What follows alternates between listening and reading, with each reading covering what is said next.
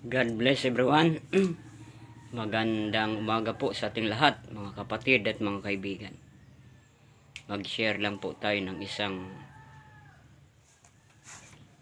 mabuting balita patungkol sa salita ng Diyos. Habang may pagkakataon pa, magbago na kayo. Magbalik loob sa Diyos. Magpakabuti, magpakabanal.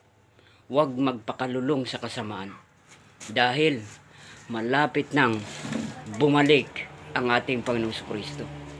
Huwag niyong hintayin na dumanas kayo ng kaparusahan bago kayo magbago at magbalik loob sa Kanya.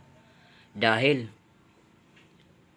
malapit na ang Kanyang pagbabalik. Nakikita na natin ang senyales ng pangalawang pagbabalik ng ating Panginoong Kristo.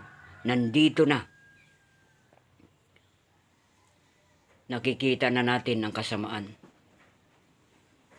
Nakikita na natin ang kaguluhan, mga sakuna, mga salot, mga gera, mga pagtaas ng presyo ng bilihin sa merkado. Yan ang ibig sabihin ng malapit ng bumalik ang ating Panginoong Kristo. Kaya kung ikaw gusto mong magkaroon o gusto mong magkamit ng walang hanggang buhay, ngayon pa lang, pag-isipan mo ito. Kung ayaw mong mapahamak sa impyerno, magbago ka na. Magbalik loob sa Diyos. Magpakabuti, magpakabanal. Sabi sa Pahayag chapter 21, verse 8, lahat ng gumagawa ng kasamaan, lahat ng mga puro kalapastanganan, puro pagkakasala,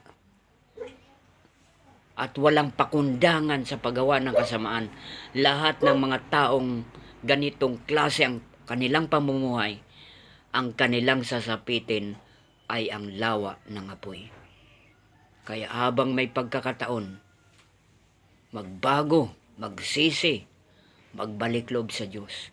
Sundin ang kautusan ng Diyos. Mamuhay ng mga may kabanalan. Dahil ito ang kagustuhan ng Diyos sa lahat ng mga taong willing na sumunod sa Diyos. Ito ang kailangang dapat gawin. Magpakabuti, magpakabanal. Sampalatayanan ng ating Panginoong Kristo. Sundin ang kanyang kautusan. At sambahin ng Diyos dito sa kaisa-isang araw na iniutos ng Diyos na walang iba kundi ang ikapitong araw o 7th day Sabbath. God bless everyone. Hanggang dito na lang po tayo. Sana'y gawin nyo kung ano ang tama para wala kayong pagsisihan pagdating sa huling araw.